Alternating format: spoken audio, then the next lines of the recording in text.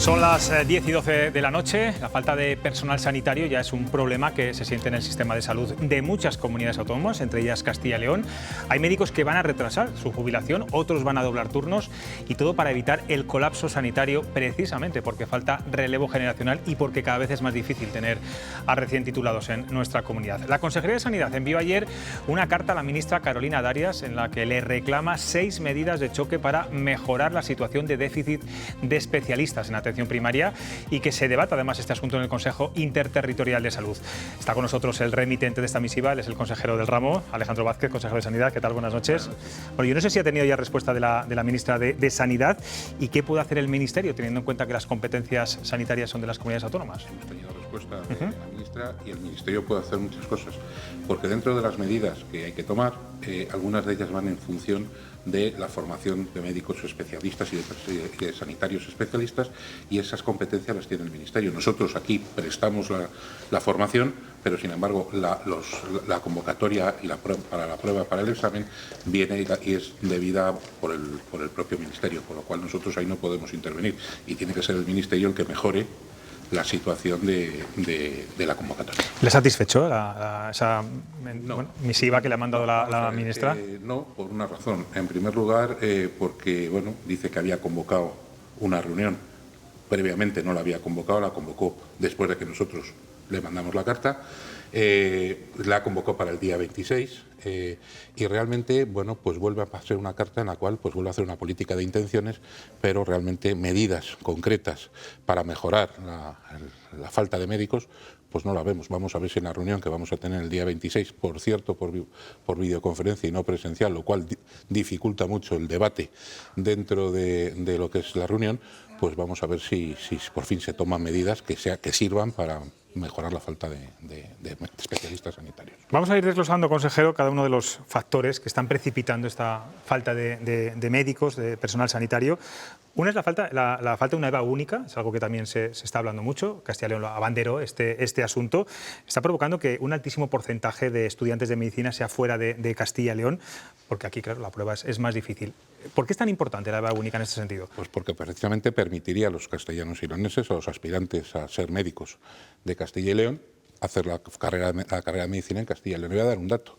El 60% de los residentes que han acabado el periodo formativo este año en Castilla y León, el 60% son de fuera de la comunidad. Es decir, que ellos se queden en Castilla y León es complicado, no tienen arraigo. Entonces, pero fidelizar que se queden aquí es porque quieren volver a su tierra. Porque generalmente la gente tiene arraigo en su tierra y estamos en un momento en el que además hay trabajo de todas las especialidades en todos los territorios de España. Es decir, no era como antes, que a lo mejor había unos territorios en los que no había trabajo y aquí sí lo había. Ahora hay trabajo para todos los especialistas en todos los territorios, con lo cual el tema del arraigo es un tema importante. Le voy a dar otro dato. El primer curso de las facultades de medicina de Castilla y León, es decir, en Salamanca más que en Valladolid, prácticamente el 70% son alumnos de fuera de la comunidad, con lo cual los alumnos de Castilla y León no tienen ese acceso fácil. ¿Por qué? Porque realmente aquí son muy exigentes el bachillerato, la nota que hay que sacar es enormemente alta y entonces tienen más facilidades en otras comunidades autónomas para alcanzar estas notas tan altas, que aquí es más difícil. De ahí que nosotros llevemos tiempo pidiendo una EVA única a nivel nacional, puesto que al final, al ser distrito universitario único y poder ir a cualquier lado, realmente se igualarían mucho las condiciones. Ustedes también piden quitar la nota de corte del MIR para que haya más posibilidad de que haya plazas. De hecho, en esa carta que usted mandaba ayer a la ministra, recordaba que este año han quedado plazas desiertas.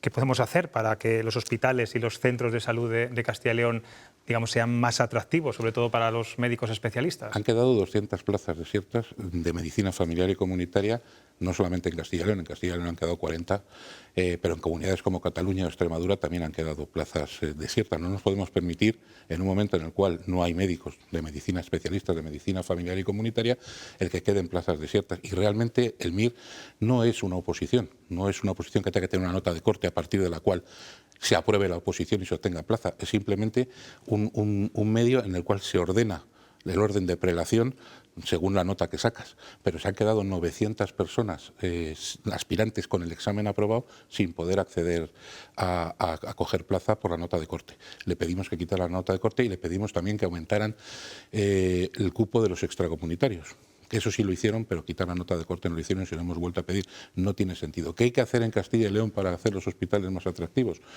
Pues tenemos que mejorar algunas cosas, evidentemente. Realmente, bueno, tenemos ciertos problemas en ocasiones y se ha achacado a que no se podían hacer rotaciones fuera de la comunidad. Desde mi llegada a la consejería se han facilitado y se van a facilitar todas las rotaciones en aquellos servicios de referencia fuera de la comunidad.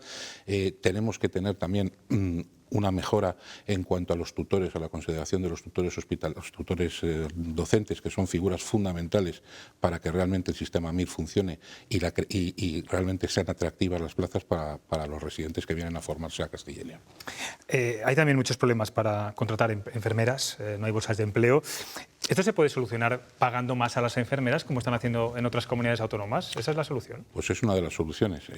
Hay varias soluciones. No todo es el salario. El salario es una parte importante a la hora de elegir dónde vas. También son importantes mejorar nuestras condiciones de trabajo, mejorar nuestros sistemas de contratación, el hacer unos contratos más atractivos y el darles un trabajo más organizado. Y en eso estamos. ¿Y se plantean aumentar el salario de las enfermeras en nuestra comunidad? Si es necesario, habrá que plantear. Es decir, tenemos que competir. El problema que tenemos en el sistema autonómico es que competimos unas comunidades con otras y entonces realmente tenemos que tener las condiciones equiparables para poder competir. Bueno, una solución parece que puede ser lo que ayer se aprobó en el Consejo de Ministros para acabar con esa interinidad de 67.500 médicos. Ustedes han sido muy críticos con el Gobierno, dicen que es propaganda, que se apropian de un éxito. ¿No es una buena medida para estabilizar el empleo? Lo que se aprobó ayer no acaba con ninguna estabilización, o sea, no consigue ninguna estabilización. Ayer lo que se aprobó fue una reforma del Estatuto Marco, el estatuto que rige al personal sanitario dentro del Sistema Nacional de Salud, para disminuir las posibilidades de contratación eventual. Pero realmente eso no estabiliza a nadie. ¿Por qué somos críticos? Porque evidentemente desde mi opinión concretamente, lo que ha hecho Sánchez es manipular la realidad. Es decir, ha dicho que el Gobierno iba a estabilizar a 68.000 sanitarios cuando realmente no estabiliza ninguno. Los estabilizamos las comunidades autónomas, que por cierto llevamos ya varios meses negociando, tanto en Mesa Sectorial de Sanidad como en Mesa General de Función Pública, plaza a plaza con los sindicatos. Y le voy a dar un dato. Sanidad va a estabilizar aproximadamente a 5.800 plazas, lo que va a suponer la generación de más de 200 procesos selectivos para poder estabilizar. ¿En qué plazo? Antes de fin de año tienen que estar convocado el proceso selectivo y el Gobierno ahí no estabiliza nada. Consejero, el presidente de usted se ha marcado un objetivo muy concreto para la reducción de las listas de espera, sobre todo quirúrgicas, antes de final de año 21 días. Con esta falta de médicos... No, 21 días menos. 21 días menos, perdón, sí, 21 días menos. ¿Con esta falta de médicos va a ser posible llegar a ese compromiso? Vamos a intentarlo, y vamos a intentarlo, como dije en su momento, poniendo todos los resortes que tiene el sistema, tanto internos, es decir, funcionar el hospital por la tarde, como con concierto externo. Es decir, no podemos mantener esas listas de espera que tenemos porque realmente no son adecuadas para un funcionamiento normal de la sanidad. Y si el coronavirus nos respeta de un modo normal, yo creo que sí que vamos a llegar a ese compromiso. Ahora hablaremos del COVID. También los hospitales de la comunidad este verano cerrarán 380 camas. 77. 87, bueno, sí, vamos a redondear. Sí. Los sindicatos critican que esto no se debe a una menor demanda hospitalaria en los meses de verano, sino ahorro, sobre todo de personal y de recortes. ¿Qué tiene que decir? No, vamos a ver, ya estamos siempre con los recortes. La actividad cae en los hospitales por una razón muy simple, porque ahora mismo un tercio de la plantilla, al menos y no más, está de vacaciones. Es decir, y con un tercio menos de la plantilla no puedes hacer la misma actividad. Luego, evidentemente, no podemos tener recursos esperando a ser ocupados. Esto yo quiero dar seguridad a todos los usuarios en el sentido siguiente, es decir, si son necesarias esas camas, pues porque nos vaya peor en el COVID, se van a volver a abrir. No es un tema de recortes, es un tema de no desperdiciar recursos. Pero habrá facultativos suficientes. Habrá facultativos suficientes porque habrá que reordenar la asistencia. Es decir, volveremos a tener una situación en la cual los facultativos harán otras cosas que no hacían antes y las enfermeras también. ¿En qué momento de la famosa reestructuración de la asistencia sanitaria en el medio rural, que tanto quebraderos de cabezas originó la pasada legislatura, aquello del plan Aliste, está en estos momentos Castilla y León? Bueno, pues en estos momentos, como usted bien ha dicho, estamos en un momento en el que hay falta de profesionales, de médicos de atención primaria. Y concretamente el verano es un punto crítico, pues porque aunque las plantillas salvo en algunas excepciones, están cubiertas, las vacaciones no se cubren. Y eso nos obliga a reorganizar y reordenar la asistencia para poder dar asistencia a todos los ciudadanos de Castilla y León. Por lo tanto, nosotros tenemos una orden del año 1991 en la cual queremos cumplir siempre que no sea posible. Es decir, queremos seguir manteniendo la asistencia a los consultorios locales, claro, siempre que tengamos posibilidad. Si no, habrá que trasladar a esos pacientes los días en los que no es posible dar la asistencia en el consultorio local al centro de salud más cercano. No sé si tiene el dato de cuántos consultorios locales en el medio rural ahora mismo están cerrados o no se puede... No lo tengo, pero tenga en cuenta una cosa, los que tienen menos de 50 tarjetas funcionan a la demanda, es decir, funcionan pidiendo la cita para ir allí. Y esos son muchos en la comunidad, muchos. Vamos a hablar del COVID, que vuelve a preocupar a mucha gente. Consejero, los contagios se han vuelto a disparar en Castilla y León. 51 muertos, 10.000 contagios en solo una semana. Castilla y León fue una de las comunidades más restrictivas en las primeras olas. ¿Prevén alguna medida de cara al verano o todo van a ser recomendaciones? Todo van a ser recomendaciones por una razón. Jurídicamente hay un decreto que regula el uso de la mascarilla, por ejemplo, en el cual pues el Gobierno ha fijado en qué condiciones y en qué circunstancias se utiliza la mascarilla. Pero yo sí que quiero decir una cosa. Nosotros siempre desde mi llegada a la consejería, dije una cosa. O sea, yo abogaba por el uso responsable de las medidas. Y en un momento de alta transmisión del virus como es este, realmente todavía soy más partidario del uso responsable. El concepto de uso responsable es el que me gustaría explicarles. Es decir, vamos a ver, ¿qué entendemos por uso responsable? Bueno, pues realmente si yo tengo un familiar, convivo con un familiar vulnerable, con una persona que tiene una enfermedad grave, si voy a ir al supermercado, evidentemente debería de ponerme la mascarilla para evitar contagiarle y traerle a casa. Si voy a ver a mis padres, yo que soy una persona que realmente estoy en contacto con mucha gente, debería asistir a ver a mis padres con mascarilla. Es decir, creo que debemos de hacer un uso responsable de la mascarilla pensando en nosotros mismos, por supuesto, pero también en los demás. Y hay la población de Castilla y León, hay mucha población vulnerable, mayor, con buena carga de cronicidad, y debemos de pensar de modo responsable en evitar la transmisión. Es cuestión de sentido común también muchas veces, ¿no? Sí, que dicen que es el menos común de los sentidos. Eso es. Pues precisamente hoy le hemos preguntado, hacemos una encuesta todos los días, planteamos una pregunta, la van a ver ahí ahora en la pantalla, y la pregunta de hoy realmente iba por ahí. Ante el repunte de casos COVID, ¿cree que hay que valorar, volver otra vez a recuperar el uso de la mascarilla en interiores? Pues fíjese, consejero, en el resultado. El 82%, y ha sido una encuesta muy participada hoy, dice que no, que las mascarillas no tienen que volver a ponerse en interiores, y el 18% que sí. La gente no quiere. Bueno, y por eso no se obliga.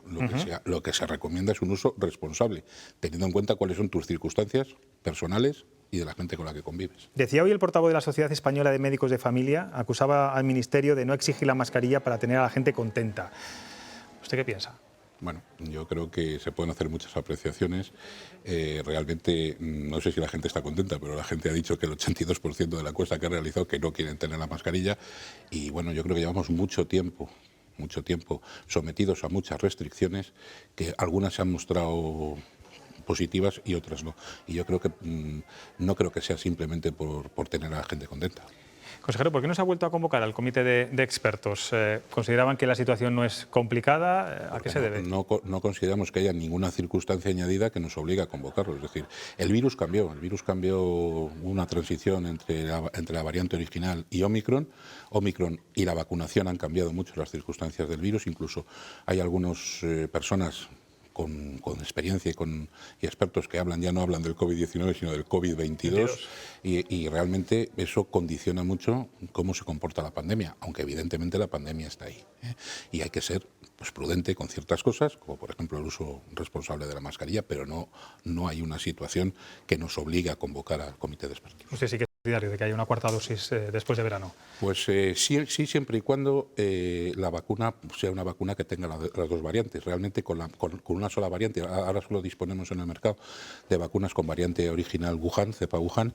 Realmente está muy controvertido el inmunizar tantas veces de modo tan seguido con la misma vacuna tenga un efecto beneficioso para el sistema inmunitario de la persona a la que se la pones. Evidentemente, cuando dispongamos de la segunda vacuna, desde luego a la población mayor, a la población vulnerable o la población del grupo 7, evidentemente, es decir, los que tienen enfermedades muy debilitantes, sí que es conveniente volverlas a poner. No está tan claro que a la población general haya que ponérsela todas. Bueno, en eso de las dos variantes está la ministra de Arias, eso decía por lo menos ayer en la rueda de prensa. Sí, bueno, me parece que está ya a punto la Agencia Europea del Medicamento en dar el visto bueno para poder comercializar la vacuna. Hay 3 periodistas aquí que le siguen seguramente a diario a usted en las ruedas de prensa y en sus temas. Vamos a ver qué le preguntan. Silvia. Consejero, buenas noches. Buenas noches. Le quería preguntar, ¿está garantizada la asistencia sanitaria de calidad en muchas zonas rurales que llevan mucho tiempo denunciando pues, la escasez de profesionales o aquellos municipios donde antes tenía la visita de un médico y una enfermera pues, prácticamente a diario, que han visto cómo esa presencia se ha ido reduciendo, ahora incluso muchos tienen que desplazarse, teniendo en cuenta que llegan meses en los que su población se duplica, se triplica? ¿Podemos decirles que estén tranquilos que van a tener esos profesionales y esa asistencia sanitaria de calidad? Si no es igual, si no van a tener la asistencia sanitaria de la misma manera que la tenían en los años en los que había sustituciones abundantes y suficientes para poder mantener, sí que nuestra obligación es mantener la asistencia sanitaria lo más próxima posible a la población y sobre todo de calidad. Y por tanto tendremos, como le digo, que adoptar otras medidas siempre en consenso con los profesionales y con los representantes de los ayuntamientos para poder dar esa asistencia de modo adecuado a la población. Por lo tanto, sí que vamos. Claro, porque ahora se duplican los pueblos en verano, claro. En fin, gente que viene de otras comunidades autónomas, que también hacen uso de la sanidad. Pero generalmente son gente sana que viene a pasar las vacaciones. Bueno, ojalá sea así. Pablo. ¿Qué tal? Buenas noches. Como buen médico usted tiene una virtud, seguro que tiene 2, pues no sé cómo escribe, que es que no hay Dios que les entienda cómo escribe, y muchas veces no hay Dios que les entienda cómo se explican, ¿no? Hablando del sistema sanitario, y seguramente los médicos y los facultativos los han entendido, pero los ciudadanos no. No sabemos si tenemos catarro o tenemos neumonía. En concreto, yo le quería preguntar qué es lo que se debe hacer, porque más allá de lo que le pedamos a Darías o al Gobierno, ¿qué estrategia se debe seguir? Y dentro de eso usted ha metido una variable que es lo de la EBAU, que es un auténtico cachondeo y es una broma, pero claro, ustedes como Gobierno tienen que intentar dejar de gobernar contra los ciudadanos de Castilla y León. Me refiero a que usted lo ha dicho, son los alumnos mejor preparados de este país, pero no pueden acceder a las plazas dentro de su propia comunidad porque compiten contra EBAUs de risa como la de, yo no tengo ningún problema en decirlo, como la de Murcia, como Extremadura, como Andalucía, porque ustedes no lo dicen, porque además ahí gobiernan ustedes, por ejemplo. Por eso digo que de todas formas también ustedes tendrán que hacer algo para, insisto, no gobernar contra los ciudadanos y contra los jóvenes de Castilla y León, porque es que es muy triste que el joven de Castilla y León no pueda quedarse aquí a estudiar medicina porque compite con una EBAU ridícula, por ejemplo, de Murcia, vuelvo a repetir, o de Extremadura, con un alumno que viene mucho menos preparado que los alumnos de aquí. Es un sufrimiento para muchas familias que incluso tienen que trasladarse y ven que no pueden acceder siendo los mejores preparados. Ustedes también tienen que cambiar un poco la estrategia, como gobierno, porque claro, tener los mejores preparados, las mejores notas PISA y luego que no sirva para nada, para acceder a las mejores carreras y nos las quiten otros infinitamente menos preparados, es muy triste. Yo le quería preguntar, ¿por qué solución hay que tomar para lo de los médicos? Que no hay médicos, porque los médicos no se plantan como las patatas, no crecen. Es decir, ¿hace falta abrir una facultad de medicina? Usted propuso Burgos, León lleva esperando ese proyecto hace un montón de años, por ejemplo. Tiene una buena rama de ciencias sanitarias ahí. ¿Es necesario abrir una, o vamos a incomodar? Porque luego aquí también entra lo de los reinos de taifas de las universidades. ¿Vamos a incomodar a Salamanca y a Valladolid? ¿Y por eso no podemos abrir otra facultad? Le voy a dar un dato.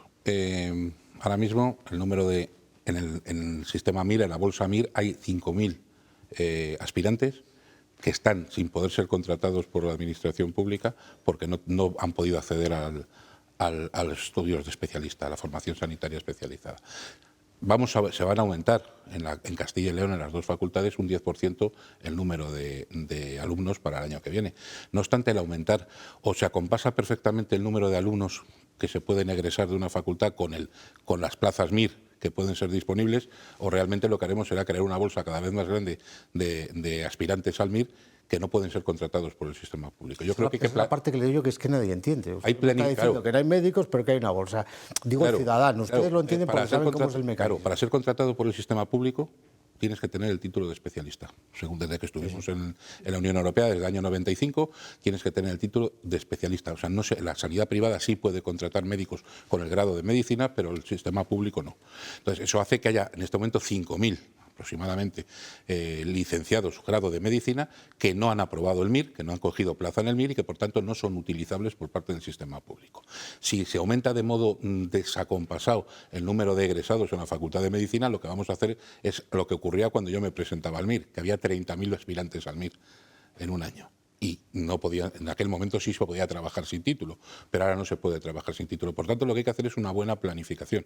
Y se le ha pedido a la ministra en esa carta famosa que se le ha mandado, que utilice estrategias de planificación pensando no solo para el sistema público, sino también para algo que nunca se piensa y no se considera y que muchos especialistas se van al sistema privado directamente sin utilizar el sistema público. Se le ha dicho que es necesario fomentar mucho más el sistema de registros de especialistas sanitarios porque es una herramienta para saber exactamente en qué situación estamos. Ahora mismo no se sabe en España el número exacto de especialistas sanitarios que hay. Las comunidades engordamos ese registro, unas de un modo más activo y otras de un modo menos activo. Entonces, no hay una herramienta de planificación adecuada. Yo estaría de acuerdo en subir el número de alumnos en medicina si realmente se cubrieran y se sacaran, no quedara nadie en esa bolsa todos los años. Pero lo primero que tenemos que hacer es una convocatoria extraordinaria de MIR para precisamente absorber aparte de esos 5.000 y poderles entrar en el sistema de formación. Pero usted entenderá que al ciudadano le parezca una broma esta, ¿no? Que haya presuntos médicos y no pueden ejercer de médicos y sin embargo no tenemos médicos. Pues no sé si es una broma, es posible que lo puedan entender, ¿no?, como verdaderamente contradictorio. Es decir, estamos diciendo que no hay médicos, cosa que es verdad, porque no hay para contratar ni en Castilla y León, ni por parte del sistema público, ni en otras comunidades, y resulta que hay 5.000 personas con la carrera de medicina que no pueden ser contratados por el sistema público y no se pueden formar. Respecto a ese conflicto de intereses que decía Pablo entre unas comunidades del PP respecto a la EBAU, ¿eso se puede llegar a algún acuerdo? ¿Han hablado con algunas de ellas? Se habló en su día, era muy difícil ese acuerdo porque es verdad que cada una tira por su lado. Nosotros, evidentemente, estamos propugnando desde hace años, no desde ahora, que parecíamos seres extraños hace 2 legislaturas en las Cortes cuando salió esto por primera vez, porque precisamente estábamos viendo lo que iba a ocurrir. Es decir, el hecho de tener un sistema muy potente, cuando necesitas una nota de corte tan alta, que es otra situación importante. A lo mejor lo que hay que plantearse es que no tener esa nota de corte tan alta, porque además le voy a decir por qué. Porque probablemente mucha gente con una gran vocación de medicina y que no llega a esa nota tan alta, resulta que no le dejamos hacer medicina. Es decir, hay que dar una vuelta completa a todo el sistema formativo de los médicos y de los especialistas. Y eso es lo que le hemos pedido a la ministra en la carta, entre otras cosas. Monse. Sí, buenas noches, consejero. La reforma de la atención primaria, un poco a raíz precisamente de esta falta de médicos, ustedes lo han planteado como un objetivo. No sé, me gustaría que nos explicase en qué medida van a retomar lo que había hasta este momento, desde el anterior equipo de gobierno, del anterior equipo de la consejería, y sobre todo cómo van a casar que no haya médicos suficientes con que estén abiertos los 200 y pico, creo recordar, consultorios que hay en esta comunidad autónoma. Si no hay médicos... 3.600. Sí, bueno, hablamos de centros de salud, sí, consultorios son muchos más, sí. Pues es difícil. ¿Cómo se va a casar que esos consultorios estén abiertos, pero estén abiertos de verdad? No vale decir, bueno, pues abre cuando llamamos para pedir cita previa o una vez a la semana. No. ¿Cómo se va a casar? Le digo, hay una orden del año 91 que nosotros intentamos aplicar en la mayoría, siempre que podemos, en la cual dice que los consultorios ya de menos de 50 tarjetas se atienden a la demanda, es decir, solo cuando hay necesidad y no tienen una visita periódica. Evidentemente va a haber muchas dificultades y sobre todo en ciertos periodos del año como ahora, y por eso le digo que va a haber que reorganizar esa asistencia porque evidentemente no se puede hacer lo mismo con más médicos que con menos médicos, eso está claro. Ahora, lo que sí que le digo es una cosa, lo que no estamos dispuestos es a tomar medidas unilaterales y a no dialogarlas ni con los representantes de los trabajadores, con los equipos de atención primaria, ni con los alcaldes. Tendremos que ver de qué manera, con los recursos que tenemos, explicándolo y haciéndolo, vamos a dar la asistencia sanitaria, además, en cada zona básica de salud, porque las situaciones son diferentes en zonas básicas de salud diferentes. Hay en zonas en las que no hay problemas y zonas en las que sí que hay problemas. Por tanto, las soluciones tienen que ser diferentes y no café para todos, como se proponía con ciertos planes que aquí se han puesto. Con acuerdo político, porque muchas veces vamos a intentarlo. El problema está ahí. Yo en mi comparecencia a las Cortes hablé de un pacto por la sanidad, pero no un pacto en global, sino un pacto de medidas que vamos a intentar sentarnos, si es que quieren sentarse con nosotros, el resto de las fuerzas políticas, para pactar precisamente estas cosas. Porque realmente las soluciones no son mágicas y no quiero que pongan un médico en mi pueblo, porque es que no lo hay. ¿Y a qué esperan para el pacto, para sentarse con las fuerzas pues en algo tan urgente como esto? Porque se les va a pasar el mandato, como se ganó así. No se me pasa el mandato todavía. Llevamos 60 días de mandato. Vamos a sentarnos en el momento, a la vuelta del verano, con unas propuestas, que evidentemente un documento básico de propuestas, simple, no farragoso, para ver si conseguimos llegar a un acuerdo. Sobre todo con el Partido Socialista, entiendo, ¿no? Evidentemente es la fuerza mayoritaria de la oposición y es la fuerza que más tiene que decir en esto. En esa carta también pedía la ministra que estos temas, el déficit de médicos, de especialistas en la atención primaria, se incluya en el Consejo Interterritorial de Salud. ¿No se había incluido hasta ahora? ¿No se habla de este tema? No, curiosamente, en la última reunión que tuvimos del Consejo Interterritorial presencial en Valencia, el día 15 de junio, el debate surgió en ruegos y preguntas, y porque le sacamos las comunidades. Es decir, curiosamente el Ministerio no tenía ningún interés en que se debatiera esto. Se le forzó a un debate. Curiosamente, en la siguiente reunión del Consejo Interterritorial, el siguiente miércoles, de modo telemático, no se volvió a incluir. Y ahora se ha incluido porque realmente lo hemos forzado a que se incluya. Y el día 26 nos han comunicado que va a haber una reunión del Pleno de la Comisión de Recursos Humanos, en la que estamos los consejeros y los directores generales de personal. Pero ha sido a fuerza de forzar, valga la redundancia. Me parece curioso que sepa, 60 días lleva de legislatura. Bueno, se le está haciendo muy larga, muy corta, no. Está siendo más tranquila que esa última etapa de la legislatura pasada. En el Gobierno no hay etapas tranquilas. No hay etapas tranquilas. No hay etapas tranquilas. Entonces, y en sanidad no hay etapas tranquilas ni con abundancia de médicos. O sea, que no es una materia difícil, es una materia, además, que es muy sentida por la población, y la población tiene altas exigencias, como es lógico, y no es una situación tranquila, lo cual no quiere decir que se me esté haciendo largo. Bueno, pues consejero de Sanidad, gracias de nuevo por estar en Cuestión de Prioridades. Mucha suerte, ojalá que el COVID, esos datos empiecen a reducirse, porque es verdad que empiezan ya a preocupar a mucha gente, aunque estamos muy lejos de las peores oleadas, ¿no? Sí, afortunadamente esto ha cambiado para bien. Bueno, pues muchas gracias. Muchas gracias.